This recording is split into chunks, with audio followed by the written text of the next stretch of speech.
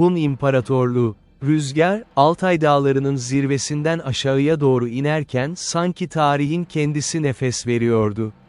O nefes, karı savurur, çamı büker, kayanın yüzüne işlenmiş kurgun yazılarını okşardı.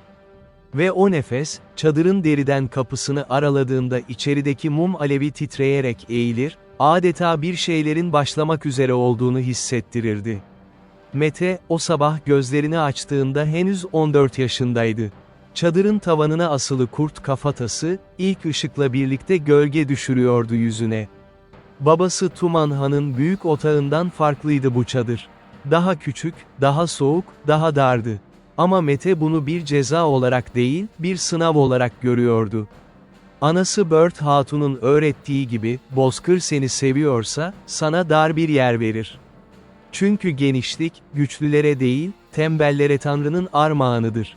Ayağa kalktı. Çıplak ayakları keçe kilime değdiğinde soğuk bir sarsıntı geçti omurgasından yukarı. Dışarıdan at kişnemeleri geliyordu. Erken saatte bu denli kalabalık bir ses, ya savaş ya da av demekti. Mete, ikisini de seviyordu, ama ikisi arasında bir fark olduğunu da biliyordu. Avda hayvan ölürdü, savaşta insan. Kapıyı açtı. Ötlek kuş çığlığıyla uçup gitti. Sabah, Orhun Vadisi'nin üzerine gümüş bir örtü gibi serilmişti. Nehrin kıyısındaki söğütler donmuş gibiydi, dalları kırılgan bir sessizlik içinde duruyordu. Uzakta, otağların dumanı göğe doğru yükseliyor, birbirine karışıyor, bulutlarla bütünleşiyordu. Mete, sesi duyunca döndü. Kapkara saçları rüzgarda dağılmış, yanakları kızarmış, ellerinde bir kap kımız tutan Tulun geliyordu. Tulun, Mete'nin en yakın arkadaşıydı, 15 yaşında, boylu, omuzları geniş, ama gözleri her zaman gülen biri. Babası büyük otağın silah ustasıydı. Bu yüzden Tulun, daha yürümeye başladığı günden beri demirin kokusunu tanırdı. "Baban seni istiyor," dedi Tulun, kımız kabını uzatırken. "Şimdi." Mete kabı aldı, bir yudum içti, Tulun'un yüzüne baktı. "Neden? Bilmiyorum, ama yanında Göktürk elçileri var." Mete bir an durdu. Göktürk elçileri, bu isim, her Hun çocuğunun kulağında farklı bir çınlama bırakırdı. Göktürkler, doğudan baskı yapan, her fırsatta sınırları zorlayan, ticaret yollarında vergi toplayan, dillerinde bal ama ellerinde bıçak olan bir kavimdi. Tuman Han onları hiç sevmezdi. Ama sevmemek ile savaşmak arasındaki o ince çizgide dikkatle yürürdü. Çünkü Tuman Han, bozkırın büyük bilgeliğini taşıyan biriydi. Ya da öyle sanılırdı. Büyük otağı, Hun ordugahının tam merkezinde duruyordu. Etrafında 12 küçük otağı halka şeklinde dizilmişti, bunlar danışmanların, özel muhafızların ve saray kadınlarının çadırlarıydı. Otağın önünde 2 kişi dikiliyordu, her ikisi de uzun boylu, koyu renkli kaftanlar giymiş, başlarında tuhaf biçimli serpuşlar olan adamlardı. Mete onlara baktığında, adamlar da ona baktı. Bakışlarında bir şey vardı, değerlendirme mi, yoksa aşağılama mı, ayırt etmek güçtü. İçeri girdi. Tuman Han, keçe minder üzerinde bağdaş kurmuş oturuyordu. İri yarı, geniş alınlı, sakalları kırlaşmaya başlamış bir adamdı. Gözleri küçük ama keskin, sizi süzerken sanki içinizi okuyan cinsten. Yanında 2 danışmanı vardı, koca bayan, yaşlı ve tecrübeli, bir de Alp Şilki, genç, hırslı, her zaman söyleyecek çok şeyi olan biri. "Otur," dedi Tuman Han. Mete oturdu. Han, elçileri gözüyle işaret etti. Elçilerden yaşlısı, Göktürk lehçesiyle konuşmaya başladı. Mete bu lehçeyi biliyordu. Ama anlamak ile kabullenmek arasındaki uçurumu, sözcüklerin içinde hissetti. Göktürkler, kışlık otlakların sınırını yeniden belirlemek istiyordu. Güney ovalarındaki nehir geçitlerinden biri üzerinde hak iddia ediyorlardı. Karşılığında at ve demir teklif ediyorlardı. Makul görünen ama özünde aşağılayıcı bir teklifti bu, çünkü o nehir geçidi, Hunların ata yurdu sayılan toprakların tam kalbindeydi. Tuman Han dinledi. Elçiler bitirince, bir süre sessiz kaldı. Sonra başını Mete'ye çevirdi. "Ne düşünüyorsun?" dedi. Mete şaşırdı. Bu tür toplantılarda henüz konuşma sırası kendine gelmezdi. Ama babasının gözlerindeki o kararlı bakış, sınavın bir parçası olduğunu söylüyordu. Nehir geçidi satılmaz, dedi Mete, sesi sakin ama yüksekti. Onlar at ve demir teklif ediyor. Ama o geçit, sadece geçit değil. Kim o geçidi kontrol ederse, Güney Ticaret Yolu'nun boğazını tutar. Bu teklifi kabul etmek, bir gün askerlerimizin kendi topraklarında izin istemesi anlamına gelir. Elçilerden genç olanı hafifçe güldü. Çocuk konuşuyor, dedi Göktürk dilinde, belki Mete'nin anlayacağını düşünmeden. Mete ona döndü. Göktürk lehçesiyle, net ve soğuk bir sesle konuştu, çocuk, dağın zirvesinde kar görür. Kör, yazın bile göremez. Bir sessizlik çöktü otağa. Tuman Han'ın yüzünde belirsiz bir ifade gezindi. Gülümseme mi yoksa onay mı, belli değildi. Sadece başını hafifçe eğdi. Sonra elçilere döndü, cevabımız hayır. O akşam, Tuman Han oğlunu yalnız çağırdı. Otağı artık boştu. Dışarıda rüzgar iyice güçlenmişti, deriden duvarlar titriyordu. Ateşin üzerindeki kazan kaynıyor, et kokusu ve duman havayı dolduruyordu. Otur, dedi Han, ama bu sefer sesi daha yumuşaktı. Mete oturdu. Bekliyor, dinliyordu. Tuman Han uzun süre ateşe baktı. Sonra konuştu, sen zekisin, Mete. Bunu biliyorum. Bunu herkes biliyor. Ama zeka, bozkırda tek başına yetmez. Biliyorum, babam. Bilmiyorsun. Han ona döndü. Çünkü bilseydin, elçilerin önünde benim yerime konuşmazdın. Mete sustu. Ben sana soru sordum. Ama cevabını özel olarak almak istiyordum. Elçilerin önünde sen konuştun, onları küçük düşürdün. Şimdi onlar dönecekler ve hanlarına şunu söyleyecekler, Tuman Han'ın oğlu, babası adına karar veriyor. Bu ne anlama gelir? Mete düşündü. Gerçekten düşündü. Sonra anladı. Babamı zayıf gösterir. Evet. Ama doğruyu söyledim. Doğruluk, zamanlamasını bilmeyince silaha dönüşür. Ve o silah, dost yerine düşmanı keser. Han ayağa kalktı. Ateşin önünde durdu, sırtı oğluna dönüktü. Seni yüeçilere göndereceğim. Mete bir şey duymamış gibi sabit kaldı. Yüeçiler, batıda, dağların ötesinde yaşayan, Hunlarla zaman zaman ittifak kuran ama hiçbir zaman tam anlamıyla güvenilmeyen bir kavimdi. Onlara rehin olarak gitmek demek. Rehin mi, dedi Mete, sesi kısılmadan. Barış teminatı, dedi Tuman Han. Böyle söylüyoruz biz. Ama herkes ne olduğunu biliyor. Han döndü. Gözleri sert, ama içlerinde bir şey vardı. Pişmanlık mı, üzüntü mü, yoksa başka bir şey mi? Herkes bildiği için sen de bileceksin. Ve orada ne öğrenirsen öğren, ne yaşarsan yaşa, geri döndüğünde bir han gibi dönersin. Ya da dönmezsin. Bu son cümle, bir bıçak gibi saplandı Mete'nin içine. Dönmezsin, derken ne kastediyordu babası? Ölümü mü, yoksa başka bir şey mi? Cevap aramadı. Kalktı, başını eğdi, çadırdan çıktı. Dışarıda rüzgar onu karşıladı. Soğuk, acımasız, dürüst. Gece, Tulu'nun çadırında oturduklarında Mete uzun süre sessiz kaldı. Ocağın alevleri ikisinin yüzünü aydınlatıyordu. Tulun kımız içiyor, söyleyecek bir şey arıyor gibiydi ama bulamıyordu. Sonunda Mete konuştu, babam beni yüeçilere gönderiyor. Tulun kabı indirdi. Ne zaman? Ay sonunda. Ben de gelirim. Mete başını salladı. Sen gelmezsin. Sen burada kalırsın. Gözlerimin ve kulaklarım olursun. Tulun bir an duraksadı. Ne demek istiyorsun? İstihbarat, dedi Mete, kelimeyi çok doğal söyledi, sanki yıllardır bu işi yapıyormuş gibi.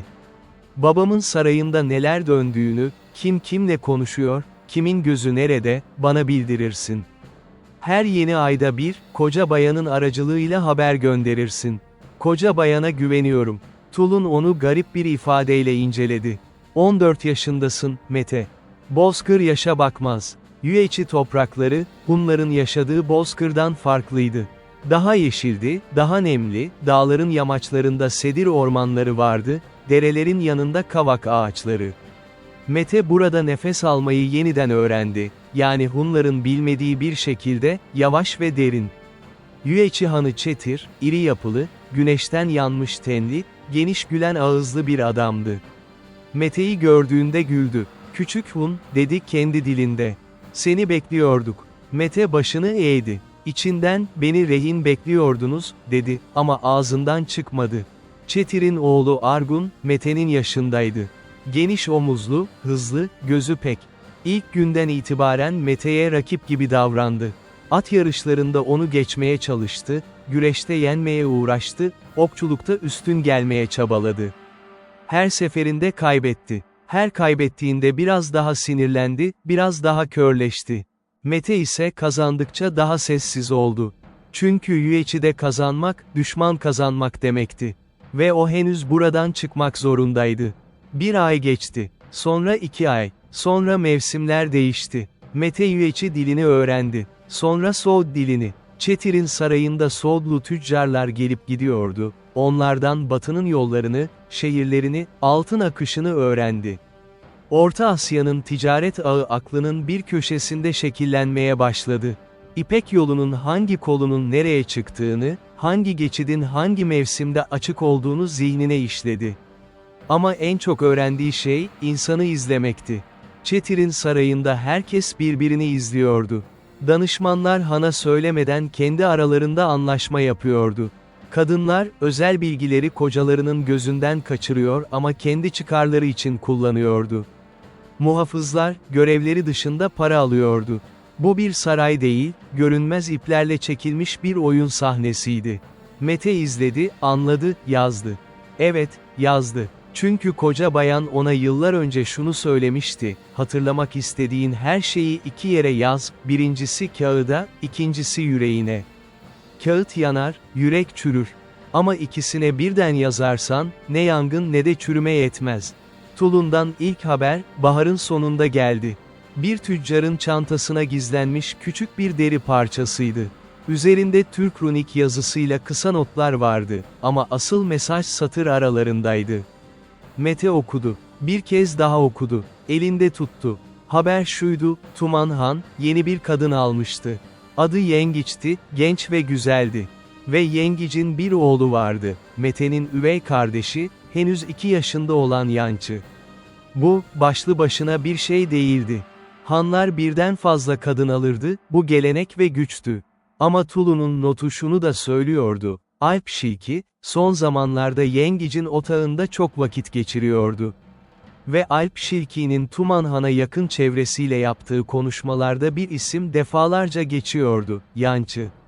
Mete her şeyi anladı. Alp Şilki, Yengiç aracılığıyla Tuman Han'ı etkileyerek veliaht değişikliğine zemin hazırlıyordu. Mete'nin Yueçilere rehin gönderilmesi tesadüf değildi. Bu, Mete'yi saraydan uzaklaştırma planının bir parçasıydı. Soğuk bir öfke geçti içinden. Ama öfke, onu en son istediği şeydi. Öfke, kör eder. Ve o görmeye ihtiyacı vardı. O gece, Çetir'in bahçesinde tek başına oturdu. Gökyüzünde Samanyolu apaçık görünüyordu, sanki biri o ışıkları tek tek koymuştu oraya. Anası Bird Hatun'un anlattığı hikayeleri hatırladı. Bozkır tanrısı Gök Tengri, güçlü olana kut verir, yani kutsal bir güç, bir talih, bir hak. Ama kut kazanılmaz, verilmez. Kut, kendin olduğunda gelir. Senin yerine başkası gibi davrandığında, kut seni terk eder. Ben kim olmaya çalışıyorum diye düşündü. Cevabı gelmedi. Ama soruyu sormak, başlangıçtı. Yueçi'de geçirdiği 3. kış, en ağır kışı oldu. Çetir, bir sabah Mete'yi çağırdı.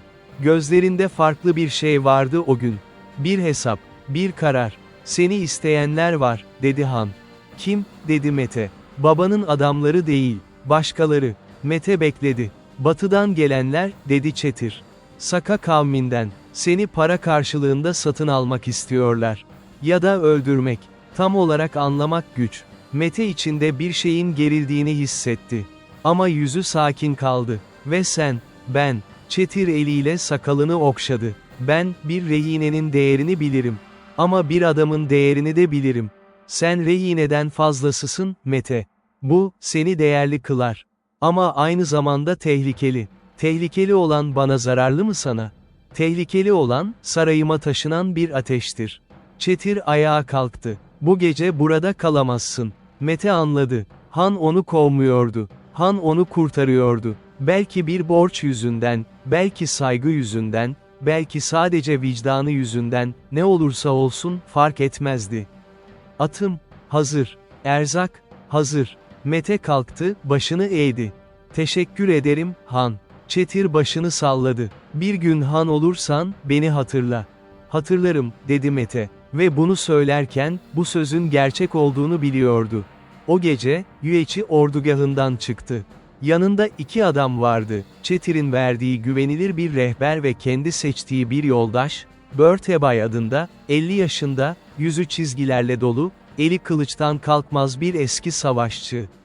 Börtebay, anasının eski akrabasıydı. Mete'yi çocukluğundan tanırdı. Gece yürüdüler, gündüz uyudular. Dağ geçitlerinden geçtiler, nehir yataklarında ilerledi, izlerini kaybettirdiler. 8 gün sonra Hunların doğu sınırına ulaştılar. Ve Mete, Börtebay'a döndü, artık başlarız. Mete sarayına değil, doğrudan süvari tümenlerinin konaklandığı ordugaha girdi.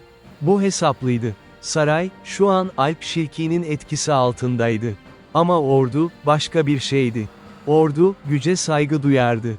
Ve Mete, Yüeçi'den dönüşünü öyle ayarlamıştı ki, haberi önce askerlere ulaştı. Mete Bey geri döndü. Bu ses, çadırdan çadıra geçti. Genç savaşçılar dışarı çıktı. Mete, atının üzerinde dikleşerek onları süzdü. Yüeçi'de geçirdiği 3 yıl onu değiştirmişti. Boyu uzamış, omuzları genişlemiş, bakışlarındaki çocukluk dağılmıştı. Ama gözlerindeki ışık, o keskin, her şeyi gören ışık, hala aynıydı. 1. Tümen'in komutanı yaşlı Kuçur, öne çıktı. Elini göğsüne koydu. "Beyim, dönüşünüz hayırlı olsun." Mete attan indi. "Kuçur Bey, adamlarınız sağlıklı mı?" "Sağlık yerinde, beyim. Yalnız moral." "Biliyorum," dedi Mete. "Konuşacağız." O akşam, ordugahın büyük ateşi etrafında toplandılar. Mete konuşmadı, sordu. Her komutana, her onbaşıya, her sıradan süvariye sordu, ne eksik? Ne istiyor? Ne korkuyor? Cevapları dinledi, not aldı, sordu. Gece yarısına kadar bu sürdü. Sabah olduğunda, elinde bir liste vardı. Ve o liste, sadece orduya ait değildi. Bozkır'daki her sorunun anahtarlarıydı. Tulun, 2. günün sabahı geldi. İkisi sarıldı. Yıllar geçmişti. "Nasıl göründü?" dedi Tulun. "Ne? Dünya. Dışarıdan." Mete düşündü. "Daha büyük. Ve daha küçük. Aynı anda." Tulun güldü. "Hala anlaşılmaz konuşuyorsun. Anlaşılırlık, her zaman doğruluk değildir." Sarayıyla, yani Tuman Han'ın büyük otağıyla yüzleşmesi, 3. günde oldu. Tuman Han onu kabul etti. Özel odada, baş başa. Değişmişti baba. Yüzü daha yorgundu, saçlarının büyük kısmı ağarmıştı. Ama bakışları hala netti. Hala oradaydı. "Döndün," dedi Tuman Han. "Döndüm," dedi Mete. Bir süre sessizlik kaldı. "Çetir seni neden bıraktı?" "Babasız biri, birinin babasına benzer. Belki beni hatırladı." Tuman Han başını kaldırdı. Oğluna baktı. Uzun uzun baktı. Sonra, beklenmedik bir şekilde, güldü. Gerçek, samimi bir gülüş, nadir duyulan türden. "Büyümüşsün," dedi. "Siz öğrettiniz. Ben öğrettim mi?" "Öğretmediklerin daha çok şey öğretti. Bazen eksiklik, doluluktan fazlasını verir." Tuman Han bir süre daha baktı. Sonra elini uzattı. Mete, babasının elini tuttu. Bu el sıkışma, sözcükler içermiyordu ama içinde bir barışma vardı. Belki tam çözülmemiş, belki henüz tamamlanmamış ama başlamış bir barışma. Alp Şilki ile karşılaşması, aynı gün öğleden sonra oldu. Danışman, koridorda onunla karşılaşınca durdu. Gözlerinde hızlı bir hesap vardı. "Hoş geldin mi diyecek, yoksa güç mü gösterecek?" "Mete Bey," dedi, ince bir sesle. "Dönüşünüze sevindik." "Sevinç, yüzde okunur," dedi Mete. "Senin yüzünde okuduğum başka bir şey." Alp Şilki hafifçe güldü. "Yıllar sizi keskinleştirmiş. Yıllar beni hatırlatıcı kıldı. Şunu hatırlıyorum mesela, sen ve ben, aynı ateşin çevresinde büyümedik. Sen sarayda, ben çadırda. Bu fark, bugün de aynı." Alp Şilki'nin gülüşü dondu. "Saray, hizmet edenin yeridir." "Evet," dedi Mete. "Kimi hizmet ettiğin önemlidir." Ve geçti. Mete, o kış boyunca orduyla kaldı. Tuman Han'ın izniyle bir süvari birliği kurdu. Buna, Mingyan, adını verdi, 1000 kişilik. Seçtiği adamlar genç, hızlı, zeki insanlardı. Onlara yeni bir şey öğretti, ıtlık. Itlık, köpek balığının dönüşünü ifade eden eski bir Türk kavramıydı. Anlamı şuydu, atını, yayını, kılıcını körce takip etme. Önce düşün, sonra hareket et. Ama düşüncen bir kez bittikten sonra, düşünmeyi bırak. Öldüresiye hareket et. Savaş talimi, sabahın erken saatlerinde başlardı. Mete ordugahta her sabah ilk uyanan olurdu. Çoğu zaman atının üzerinde, güneş doğmadan yola çıkar, vadileri ve tepeleri geçer, geri dönerdi. Bu, hem kendini hem de atını tanımak içindi, hem de araziyi anlamak için. Bir sabah, Börtebay yetişti yanına. "Beyim, sizi merak ettim. Neden? Her sabah aynı saatte gidiyorsunuz. Ama dönüş saatiniz her gün farklı." Mete güldü. "Fark ettin. İyi. Neden öyle yapıyorsunuz? Çünkü düzenlilik, öngörülürlük demektir. Öngörülebilir biri, hedef demektir." Baharın ilk günlerinde, Tuman Han onu büyük bir konseye çağırdı. Konuyla, doğudaki Tungus kavimlerinin sınır ihlalleriydi. Tunguslar, son aylarda arka arkaya 3 küçük han köyünü yakmıştı. Tuman Han, bu saldırılara karşı ne yapılacağını danışmanlara soruyordu. Alp Şilki savunma tavsiyesinde bulundu. "Sınıra daha fazla muhafız dizeriz. Tunguslar kalkanı görünce geri çekilir." Koca bayan başını salladı. "Tunguslar coğrafyayı iyi bilir. Savunma hattını geçmek zor olmayabilir." Tuman Han Mete'ye döndü. "Sen." Mete kalktı. "Tunguslar neden saldırıyor?" Herkes ona baktı. Bu soruyu kimse sormamıştı. "Açıklayın," dedi Tuman Han.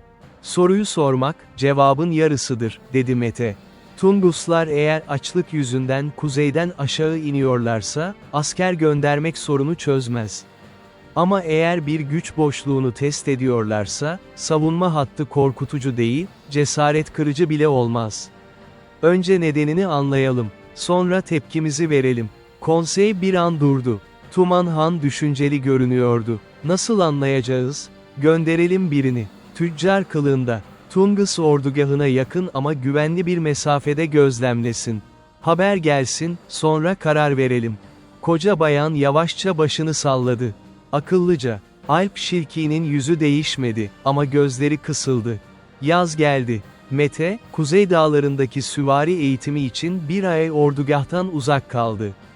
Döndüğünde, Tulu'nun gözlerinde bir şey gördü. Haber vermek için can atıyor ama nerede söyleyeceğini bilemiyor gibiydi. "Söyle," dedi Mete, atından iner inmez. Tulun etrafına baktı. Boştu. Fısıldadı, "Öldürüleceksin." Mete dondu. Sadece bir an. Sonra normale döndü. "Kim?" "Alp Şilki, Yengiç Hatun ve daha fazlası. Tuman Han biliyor mu?" Tulun cevap vermedi. Bu cevapsızlık, her şeyi söylüyordu. Mete bir süre sabit durdu.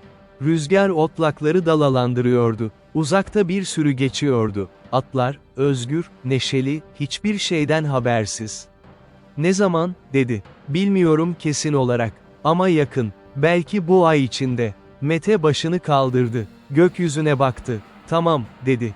Tulun şaşırdı. "Tamam mı? Sadece tamam mı? Ne dememi istiyorsun?" "Kaçabiliriz. Yeniden. Yueçi'ye ya da daha batıya. Soğut tüccarlarıyla birlikte yola çıkarız. Kimse bulmaz."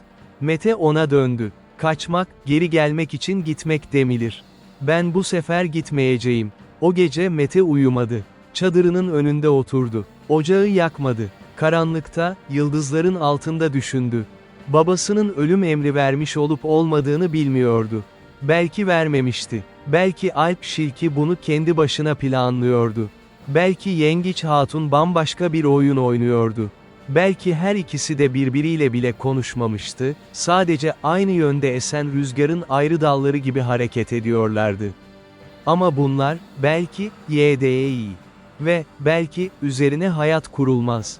Sabaha karşı karar verdi. Mete'nin icat ettiği şey, askeri tarihin en devrimci buluşlarından biri olarak sonraki nesillere geçecekti. Ama o sabah, onu sadece hayatını kurtarmanın bir yolu olarak gördü. Adı yoktu henüz. Sonradan, ıslıklı okey ya da Börtebay oku denildi. Ama o gün Mete buna sadece sinyal dedi. Ucuna küçük bir kemik parçası bağlanmış özel bir okey. Havada uçarken tiz, keskin bir ses çıkarıyordu. Bu sesi duyan herkes, nereye bakacağını bilecekti. Atıcıya değil, okun gittiği yöne. Bu, bir komuta sistemiydi. Ben oku nereye atarsam, siz de oraya bakarsınız, dedi Mingan'ına.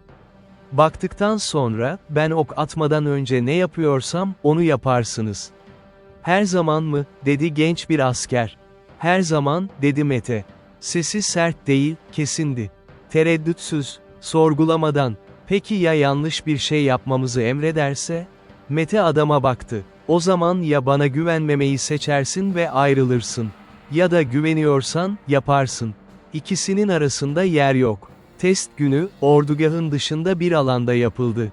Mete atına bindi. Kemik uçlu oku yayına koydu. Gerdi. Bir tepecik üzerindeki büyük taşa doğru fırlattı. Ses, keskin ve yüksek, havayı yardı. Bütün Mingan askerleri o tarafa döndü.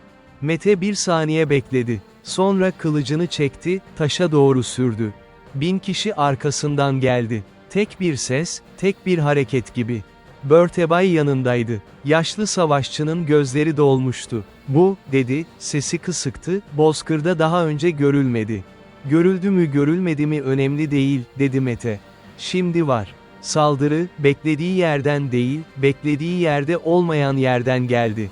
Bir sabah, Mete'nin çadırının dışında 12 silahlı adam vardı.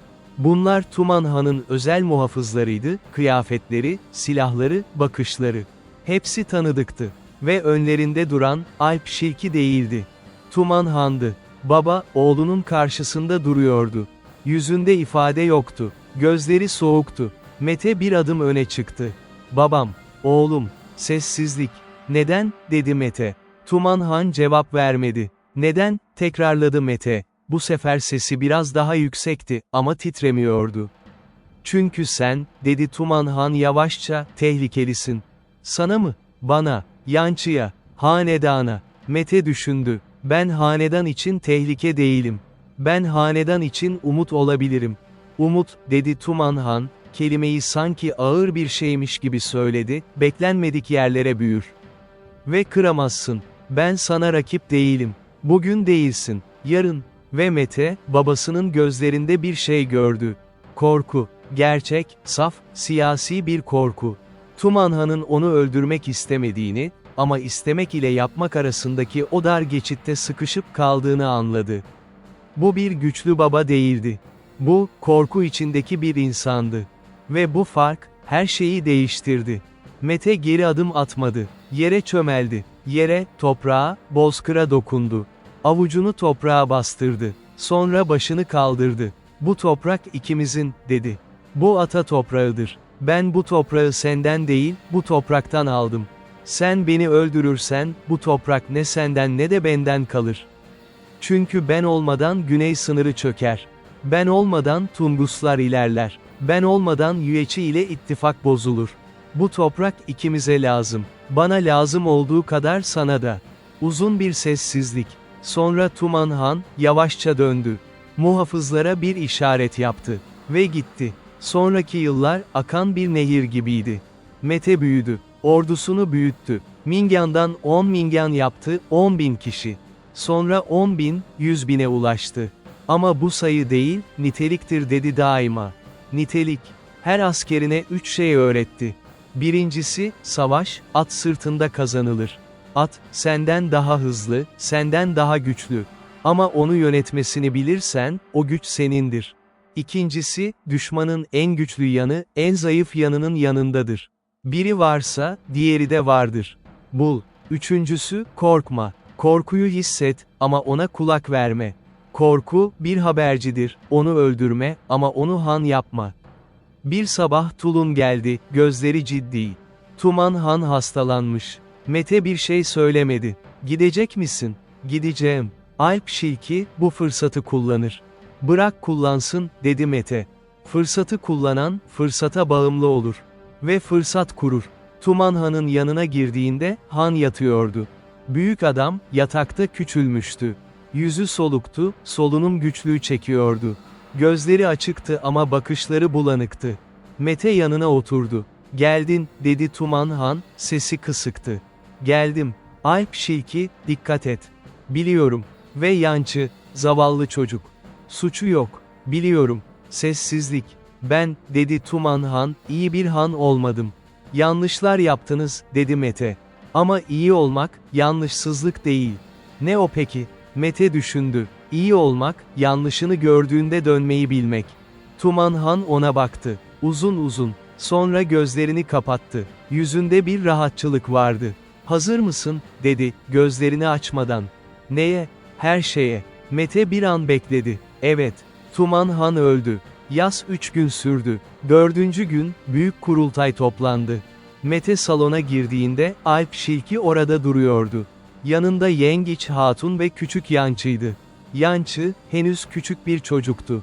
Masum gözlerle etrafına bakıyordu, sarayın ağır havasını anlayacak yaşta değildi.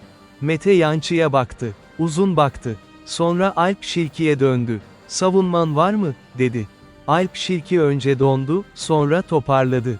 "Ne için?" "Hanedan üyesine karşı komplo." Mete bir adım öne çıktı. "Yüeçi'ye gönderilmemi sen planladın. Suikast girişimini sen örgütledin. Bunlar, ölüm suçlarıdır. Kanıtın var mı?" Kanıtı soran, kendini ele veriyor. Kurultay üyeleri arasında bir mırıltı yükseldi. Alp Şilki sertleşti. "Bu hanedanın kontrolü konusunda farklı görüşler olabilir. Görüş değil, eylem. Görüş, konuşulur. Eylem, yargılanır." Alp Şilki o gün tutuklandı. Yengiç Hatun ve Yançı, sarayda kaldı. Mete, küçük kardeşine o gece kendisi söyledi. "Anneni alıp götürmeyeceğim," dedi. "Ama artık saray işlerinde rolü olmayacak. Sen büyüyeceksin. İstersen asker olursun, istersen tüccar, istersen başka bir şey. Ama hanedan adına siyaset yapmazsın." Yançı onu anlamıyor gibiydi. Sadece büyük gözlerle bakıyordu. Mete devam etti. "Sen suçsuzsan, suçlu olanların cezasını çekmezsin. Bu, benim sözüm." Ve sonraki sabah, Mete Han oldu. Büyük otağın önünde, ordusunun, danışmanlarının, halkın önünde, bozkırın rüzgarı altında, han ilan edildi. Ama ilan töreninde, diğer törenlerden farklı bir şey yaptı. Söylemedi, dinledi. Her boyun temsilcisi, her komutan, her yaşlı, tek tek söyledi ne istediklerini, neye ihtiyaçları olduğunu. Mete not aldı. Kimseyi kesmedi. Kimseyi acele ettirmedi. Güneş batana kadar dinledi. Ve en sona şunu söyledi: "Sizden öğrendiğim her şeyle yönetmek istiyorum. Ben tek başıma han değilim. Siz olmadan han değilim." Bu söz, hiçbir han kılavuzunda yazmıyordu. Ama doğruydu. Han olmasının üzerinden 2 yıl geçmişti ki, doğudan ilk büyük tehdit geldi. Dongu Konfederasyonu, o zamana kadar Hunların doğu sınırını baskı altında tutuyordu. Güçlüydüler, sayıları fazlaydı, stratejik olarak avantajlıydılar. Mete'ye bir elçi gönderdiler. İsteği beklenmedikti, hanın en güzel atını istiyoruz. Danışmanlar kızdı. "Bu bir aşağılamadır. Mete, verin." Herkes şaşırdı. Bir hafta sonra ikinci elçi geldi. "Bu sefer istek, hanın eşini istiyoruz." Danışmanlar ayağa kalktı. "Bu kabul edilemez, savaş açarız." "Mete, verin." Şok, sessizlik, tepki. Mete sakin kaldı. "Bunlar sadece eşya ve insanlardır. Ben onları koruyabilirim, yerine koyabilirim. Ama Dongu'nun istediği şey bu değil. Onlar ne istediğimizi test ediyor. Sabırsızlığımızı, kibrimizi, sınırımızı ölçüyorlar. Ben onlara hiçbir sınır göstermeyeceğim." Üçüncü elçi geldi. Bu sefer istek farklıydı. "Sınırınızdaki boş araziyi istiyoruz." Ve bu sefer Mete kalktı. "Hayır," dedi. Elçi şaşırdı. "Ama at verdiniz, eş verdiniz. Boş arazi neden verilmez?" "Çünkü," dedi Mete, "at ve eş, benim varlığımdan verdiğim şeylerdir. Toprak ise atalarımın bana armağanıdır. Bu, benimle değil, nesiller boyu bu toprakta yaşamış olanlarla ilgilidir. Ben onlar adına bu toprağı veremem." Elçi döndü. Ve arkasından Dongu, saldırmak için kuvvetlerini toplamaya başladı. Mete bunu bekliyordu. Savaş, sabahın erken saatinde başladı. Dongu ordusu sayıca üstündü. Ama Mete, sayıyla değil, yer seçimiyle, zamanlamayla ve o sabah yönün tam olarak nereden esmesi gerektiğiyle hesap kurmuştu. Mingyanlarını iki gruba ayırdı. Biri saldırdı, öne çıktı, birkaç çatışmadan sonra geri çekildi. Dongu ilerledi, onları kovaladı. Ve tam o sırada, ikinci grup yandan geldi. Rüzgar, Dongu'nun gözlerine toz savuruyordu. Mete bunu biliyordu, rüzgarın yönünü günler öncesinden hesaplamıştı. Çember kapandı. Savaş, kısa sürdü. Ve uzun yıllar konuşuldu. Dongu yenilgisinin ardından, kuzey kabileleri birer birer geldi. Kimisi gönüllü, kimisi zorunlu. Ama hepsine aynı şeyi söyledi Mete, ben sizi boyunduruğa almak için değil, birliğe almak için buradayım. Kendi törenizi, kendi dilinizi, kendi yurdunuzu koruyabilirsiniz. Ama savaşta birlikte yürürsünüz. Ticarette birlikte konuşursunuz. Bu söz, bazıları için yeterliydi. Bazıları için değil. Yetmeyenlerle, yalnızca bir kez konuştu. İkinci kez gitmesine izin vermedi. Bozkır'da ikinci şans, lüks sayılırdı. Tulun, bir akşam Mete'ye geldi. Elinde bir bardak kımız vardı ama içmiyordu. Mete, dedi. Ne var? Sana bir şey soracağım. Cevap vermek zorunda değilsin. Sor. Tulun durdu. Mutlu musun? Mete güldü. Gerçek, hafif bir gülüş. Neden sordun? Çünkü seni 14 yaşından tanıyorum. O zamanlar gözlerinde bir şey vardı. Şimdi de var, ama farklı. Nasıl farklı? O zamanlar ışık sabırsızdı. Şimdi, sabırlı. Mete düşündü. Bu büyümek demek. Belki, ya da belki başka bir şey. Mutluluk mu istiyorsun bilmemi? Bilmeni istemiyorum. Sadece sordum. Mete bardağı aldı, bir yudum içti. Bilmiyorum, dedi. Ama doğru yerde olduğumu biliyorum. Ve bazen bu, mutluluktan daha değerlidir. Tulun başını salladı. Evet, dedi. Evet, sanıyorum öyledir. Mete'nin hanlığının 7. yılında en büyük sınav geldi. Çin hanedanı, kuzey sınırlarını savunmak için yeni bir ordu kurmuştu. General Chen Pu, 320 bin askerle Mete üzerine yürüdü. Sayı, Mete'nin bütün ordusunun neredeyse 3 katıydı. Danışmanlar korkmuştu. Bazıları geri çekilmeyi önerdi. Bazıları ittifak aramayı. Bazıları savaşmadan teslim olmayı. Mete, bunların hiçbirini seçmedi. Sayı, sonucu belirlemez, dedi. Sadece başlangıcı zorlaştırır. Çin ordusu, düz ovada avantajlıydı. Mete, onları düz ovaya çekmek yerine, engebeli araziye çekti. Büyük ordu, dağ geçitlerinde yavaşladı. Lojistik uzadı. Yiyecek ve su temini güçleşti. Ve Mete, atlarının hızını kullandı. Hit and run, gece baskınları, küçük gruplarla büyük kafileler. Her seferinde bir şeyler alındı, bir şeyler tahrip edildi, bir şeyler geciktirildi. Çin ordusu, yavaş yavaş yoruldu. 8. haftada, General Chen Pu geri çekilme kararı aldı. Zafer, büyük bir kutlamayla kutlanmadı. Mete, savaştan dönünce ordugaha geldi, atından indi, bir tas çorba istedi, danışmanlarıyla oturdu ve dedi ki, Çin, geri döner. Her zaman geri döner. Biz de geri döneceğiz. Bu savaş bitmedi, duraklatıldı. Şimdi sormamız gereken soru, bu duraklamayı nasıl kullanırız? Cevap, beklenmedik bir formda geldi. Çin İmparatoru, elçi gönderdi. İstek, barış. Karşılık bir Çinli prenses, düzenli ipek ve tahıl gönderimi. Danışmanlar sevindi. Zafer kazandık, onlar ödeme yapacak. Mete daha dikkatli düşündü. Bu anlaşma, bizi rahatlatır, dedi. Rahatlamak, tehlikedir. Çin, ipek gönderirken bizi seyredecek. Güçlüysek devam ederler. Zayıflarsak saldırırlar. Bu anlaşma, bir sükunet değil, bir meydan okumadır. Bize, ne kadar uyanık kalabilirsiniz, diye soruyorlar. Ama anlaşmayı kabul etti. Çünkü anlaşma boyunca kazanacağı zaman, değerli bir araçtı.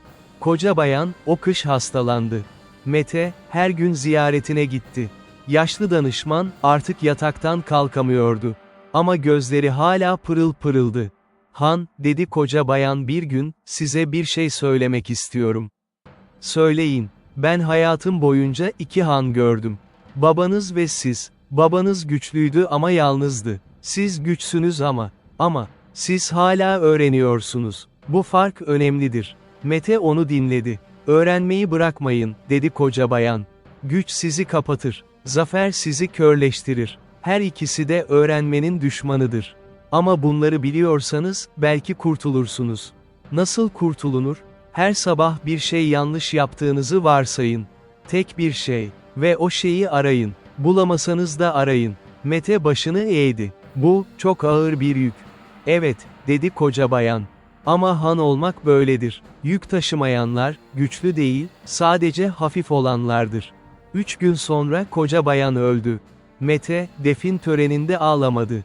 Ama o gece tek başına oturdu ve içinde bir şeylerin değiştiğini hissetti, yerinden oynayan bir taş gibi, artık aynı yerde durmayan ama henüz yeni yerine de yerleşmemiş bir ağırlık. Yıllar geçtikçe Börtebay da yaşlandı. 50 yaşında tanımıştı Mete onu. Şimdi 67'sindeydi. Saçları tamamen beyazlamış, yüzü çizgilerle dolmuştu. Ama hala ata biniyordu. Hala kılıç tutuyordu. Bir sonbahar günü, ikisi birlikte ava çıktı. Vadide, altın sarısı ağaçların arasında süvari gidiyorlardı. Sessizdi. Yalnızca atların tıkırtısı vardı. Börtebay, dedi Mete. Han, senin için ne istiyorsun? Adam şaşırdı. Ne demek? Hayatında istediğin ama alamadığın ne var? Börtebay uzun süre düşündü. Hiç sormamıştınız bunu. Sormadım, ama şimdi soruyorum. Adam gülümsedi. Sormak ne garip bir şeydir. Cevabı düşünürken, cevabın olmadığını da anlıyorsunuz. Yokluğu mu kastediyorsun? Tam dolduğumu. Ben istediklerimi aldım, Han. Bana bir şey söylediniz yıllarca, doğru yerde ol. Ben doğru yerde oldum. Bu, yeterliydi. Mete başını kaldırdı. Uzakta dağlar görünüyordu. Mor sisli, majestöz, değişmez. Sen iyi bir insansın, Börtebay. Siz iyi bir hansınız. Nasıl biliyorsun? Çünkü hala sormaya devam ediyorsunuz. Tulun, 53 yaşında öldü. Ani değildi. Uzun süredir hasta olduğunu Mete biliyordu. Ama, uzun süre, denilen şey, her zaman kısadır. Çünkü biten şeyin süresi, bitmeden önce anlaşılamaz. Mete yanındaydı son anında. Tulun gözlerini açtı. Mete'yi gördü. Güldü, zayıf ama gerçek. Hala buradayım, dedi. Hala buradasın, dedi Mete. Sana bir şey söyleyeyim mi? Söyle. Tulun bir süre nefes aldı. Sonra, iyi yaptık, dedi. Bence iyi yaptık. Mete bir şey söylemedi. Sadece elini tuttu. Mete ihtiyarladı. Ama, ihtiyarlama, kelimesi, ona tam oturmuyordu. Çünkü o yaşlandıkça değil, derinleştikçe değişiyordu. Dışarıdan bakan biri, biraz daha yavaş, biraz daha sessiz bir adam görürdü. Ama içeriden bakan, bir vadinin zamanla nasıl derinleştiğini görürdü. Orhun Nehri'nin kıyısında, sabah erken, tek başına oturdu. Su akıyordu. Her zaman aktığı gibi. Anasının sesini hatırladı. Bozkır seni seviyorsa, sana dar bir yer verir.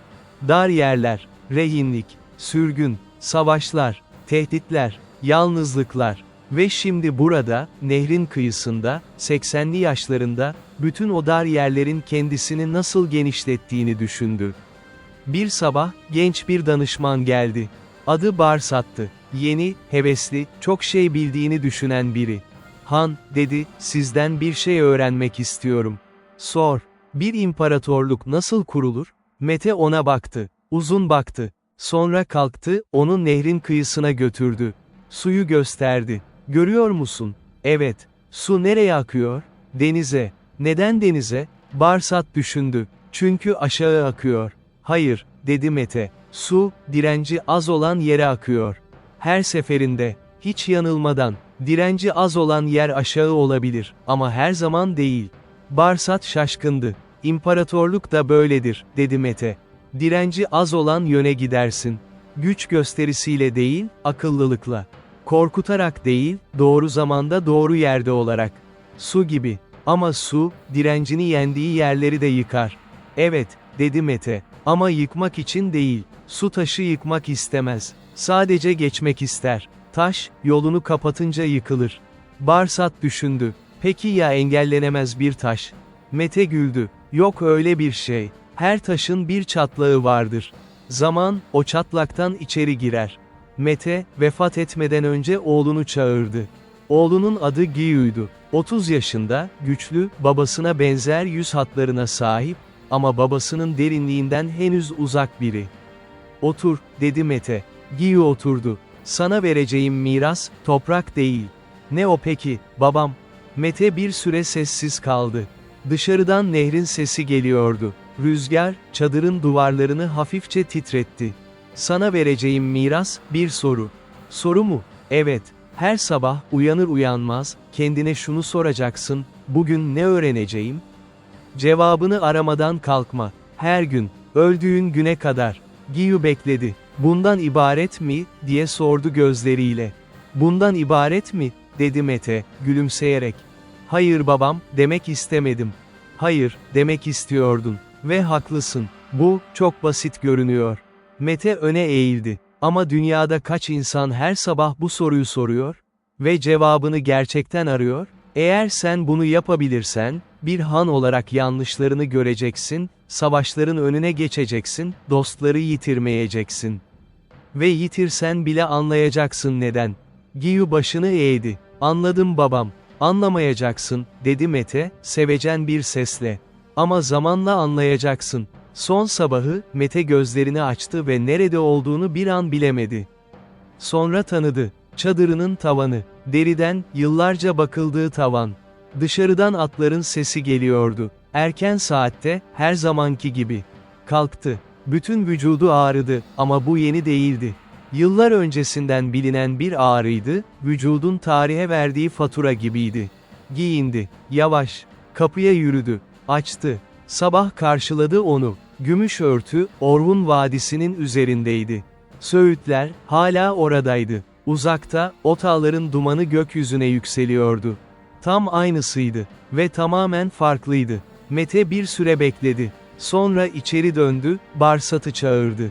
"Bugün bir tur atacağım," dedi. "Kuzey Vadisi'ne. Atımı hazırla." "Han, doktorunuz. Atımı hazırla."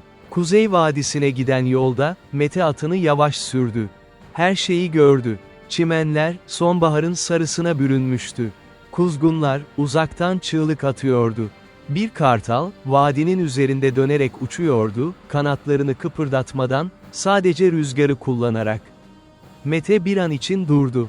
Kartala baktı. Ve o an, tarihin en büyük bozkır imparatorluklarından birinin kurucusu, 80 küsur yıllık ömrünün bütün ağırlığıyla, sadece o kartala baktı. Kartal, rüzgarla birlikte uzaklaştı. Mete atını tekrar sürdü. Yavaş, ama ileriye. Bozkır, hiçbir şeyi unutmaz. Rüzgar, her taşa dokunmuştur. Her çimen, bir ordunun ayak izini taşır. Ve nehir, hepsini bilir. Çünkü her şey, en sonunda suya karışır. Orhun yazıtlarında geçen anonim dize. Son.